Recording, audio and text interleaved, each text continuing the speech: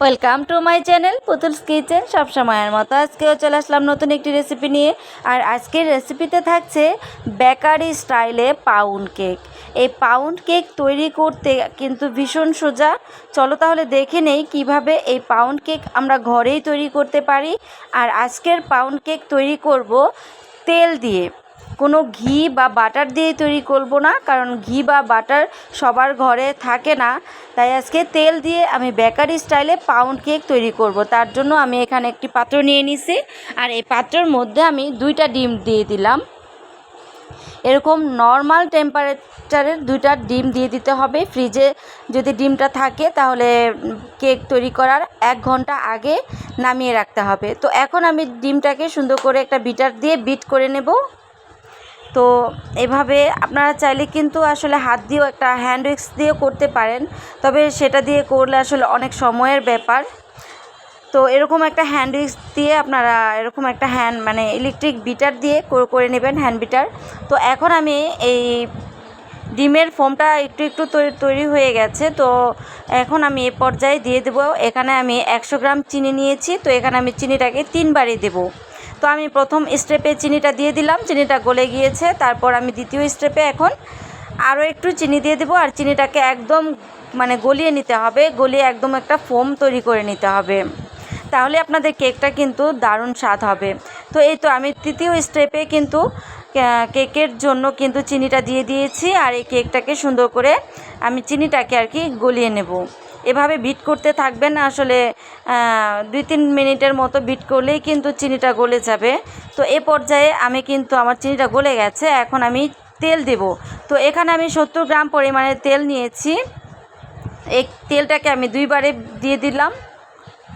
একবারে কিন্তু দেয়া যাবে না কোনো কিছুই, একটু ধৈর্য সহকারে আসলে কেক যে কোনো কিছুই আসলে তৈরি করলে একটু ধৈর্য সহকারে করবেন, একটু সময় নিয়ে করবেন। তো এখন কিন্তু আমার একদমই কেকের ফোমটা হয়ে গেছে, একটা সাইডে রেখে দেবো। তো এখন আমি শুকনো উপকরণগুলো নিয়ে নেব। প্রথমেই আমি এখানে 100 গ্রাম পরিমাণে নিয়েছি হচ্ছে ময়দা। তারপর দিয়ে দেবো হচ্ছে 1 টেবিল চামচ দিয়েছি হচ্ছে বেকিং পাউডার। তারপর দিয়ে দিব 1 টেবিল চামচ কর্নফ্লাওয়ার। এখন দিয়েছি 1 চিমটি লবণ। তারপর দিয়ে দেবো 1 টেবিল চামচ গুঁড়ো দুধ। গুঁড়ো দুধটা অপশনাল, আপনারা চাইলে দিতে পারেন, না চাইলে কোনো সমস্যা নাই, না দিলেও কোনো সমস্যা নাই। তো এভাবে আমি শুকনো উপকরণগুলো সুন্দর করে চেলে নেব। চেলে তারপর আমি একটা স্প্যাচুলা দিয়ে সুন্দর করে আমি শুকনো উপকরণগুলো কিন্তু ভালোভাবে তো মিশিয়ে নিচ্ছি। তো আমি কিন্তু একদমই ভিডিওটা স্কিপ করিনি, তো আপনাদের সুবিধার্থে সুন্দর করে সম্পূর্ণ ভিডিওটা একদমই দেখাচ্ছি। তো আপনারা সম্পূর্ণ ভিডিওটা দেখলে বুঝতে পারবেন আমি কিভাবে কত সহজভাবে কেকটা তৈরি করে নেব। তো এই তো আমি ডিমের ফোমটা একটু রেখে দিয়েছিলাম, তাই আমি 1 মিনিটের মতো আবার একটু বিট করে নিচ্ছি। তো একটু রেখে দিয়েছিলাম, একটু হালকা একটু জমে গিয়েছে। তো এখন আমি আরেকটু বিট করে নিলাম, 2-1 মিনিটের মতো বিট করে নিলেই হবে। তো এই শুকনো উপকরণগুলো আমি এই ডিমের ফোমের মধ্যে দিয়ে দেব। তো এই শুকনো উপকরণগুলো কিন্তু আমি 3 বারে দেবো, একবারে ঢেলে দেবো না, তাহলে কিন্তু কেকটা একদমই ভালো হবে না। আর কেকটা কিন্তু একদমই চুপসে যাবে, আর কেকটা সুন্দর স্পঞ্জি হবে না। তো এ পর্যায়ে কিন্তু আমি সুন্দর করে আবার একটু বিট করে দিচ্ছি।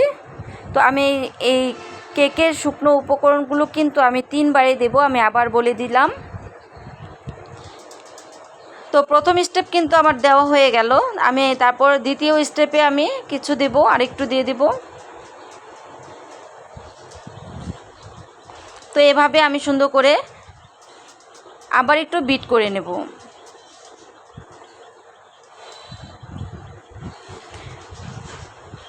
এই তো আমি কিন্তু আবার একটু সুন্দর করে বিট করে নিচ্ছি। তো আমি পরবর্তী স্টেপেরটাও কিন্তু এখন আবার দিয়ে দেব, এটা হচ্ছে 3rd স্টেপ। তো এখন আমি সম্পূর্ণটা কিন্তু শুকনো উপকরণগুলো দিয়ে দেব।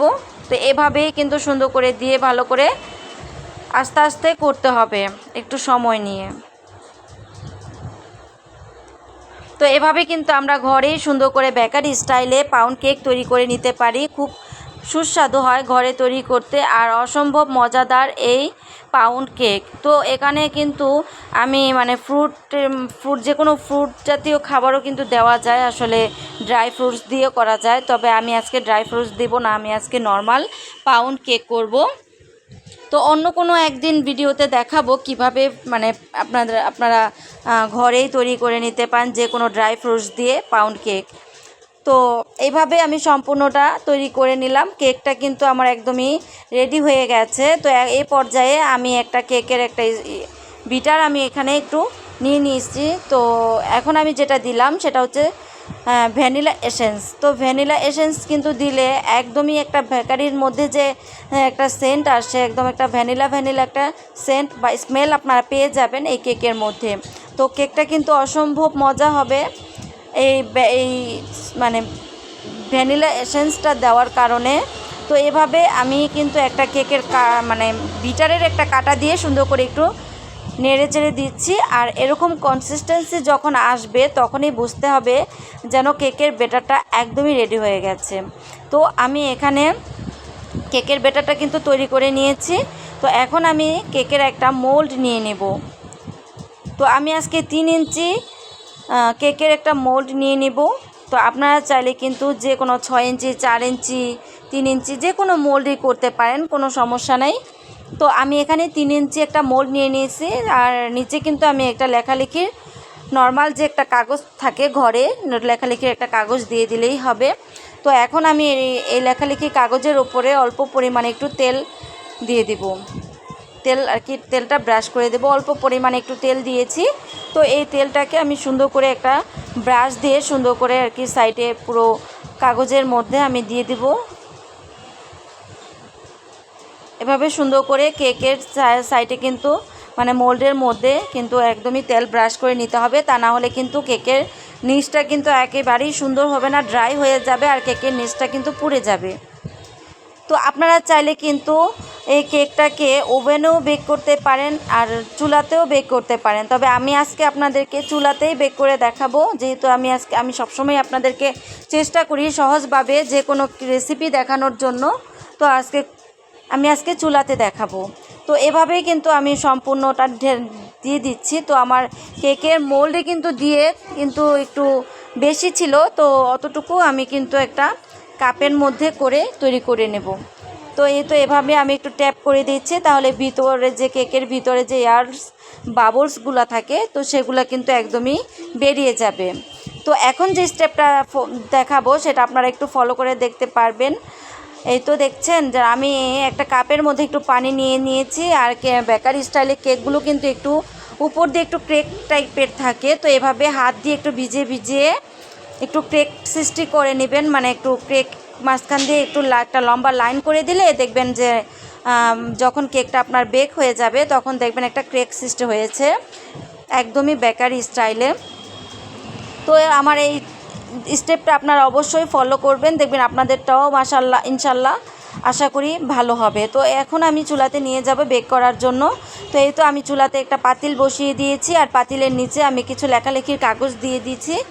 আর তারপর একটা স্ট্যান্ড বসিয়ে দিয়েছি। এই স্ট্যান্ডের উপরে আমি এই কেকের মোল্ডটা বসিয়ে দেব।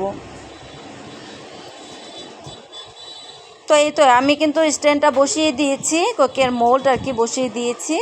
তো এখন আমি এই পাতিলের উপরে একটা ঢাকনা দিয়ে ঢাকছি। হ্যাঁ, তারপর আমি আরেকটা সরা দিয়ে আরেকটা ঢাকনা দেব। এই তো দেখতে পাচ্ছেন দুটা স্টেপ কিন্তু আছে, আমি দুটা ঢাকনা দিয়ে ঢেকেছি। এখন কিন্তু এই তো সরা দিয়ে ঢেকে রাখবো আমি প্রায় 50 মিনিটের মতো, 45 মিনিটের মতো আমি এখানে রেখেছি। তো এই তো দেখতে পাচ্ছেন মাশাআল্লাহ আমার কেকটা কিন্তু একদমই বেক হয়ে গেছে। আমি 45 মিনিট পর ফিরে আসলাম, একদমই স্পঞ্জি হয়েছে মাশাআল্লাহ। আপনারা দেখেই বুঝতে পারছেন যে মাশাআল্লাহ আমার কেকটা কতটা সুন্দর হয়েছে। তো এখন আমি কেকটাকে একদমই নামিয়ে ঠান্ডা করে নেব।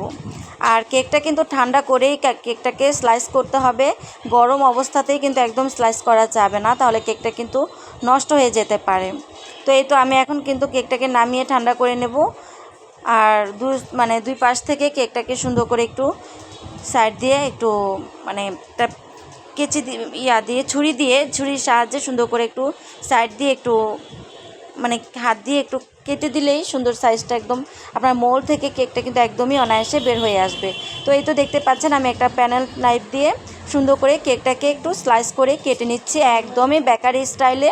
তো আমরা বেকারি থেকে কিন্তু এইসব কেক কিনে এনে খাই, অথবা বাসায় মেহমান আসলে আমরা কিন্তু মানে বাইরে থেকে কিনে এনে দেই তাদেরকে। তো আমরা যদি মেহমান আসার আগের দিন এই কেকগুলো তৈরি করে রাখি অথবা নিজেরা খাওয়ার জন্য যদি তৈরি করি, তাহলে কিন্তু অনেক ভালো হয়। আর নিজের হাতে তৈরি করা খাবার খেতে কিন্তু অনেকই টেস্টি, আর সেটাতে কিন্তু অনেকটা কিন্তু মানে মনের যে একটা তৃপ্তি আছে সেটা কিন্তু আসে। তো দেখতে পাচ্ছেন, আপনাদেরকে দেখাচ্ছি, মাশাআল্লাহ দেখতে যেমন সুন্দর হয়েছে, খেতেও কিন্তু ভীষণ মজাদার এই কেক। তো এরকম কেক আপনারা মানে ঘরে অনায়াসে খুব অল্প উপকরণে তৈরি করে নিতে পারেন। তাও আপনাদের যদি এই ভিডিওগুলো ভালো লাগে, অবশ্যই বলবো এই চ্যানেলটাকে সাবস্ক্রাইব করে রাখবেন, লাইক দিয়ে পাশে থাকবেন, আর ফ্রেন্ডস অ্যান্ড ফ্যামিলির সাথে শেয়ার করে দিবেন। তাহলে অন্যরাও এরকম ভিডিও দেখে দেখে সবাই তৈরি করে নিতে পারবে। তো কে কোন ভিডিও দেখতে চান অবশ্যই আমার কমেন্ট সেকশনে জানাবেন, তাহলে আমি আরও উৎসাহিত হব। আল্লাহ হাফেজ, সুস্থ থাকেন। আসসালামু আলাইকুম।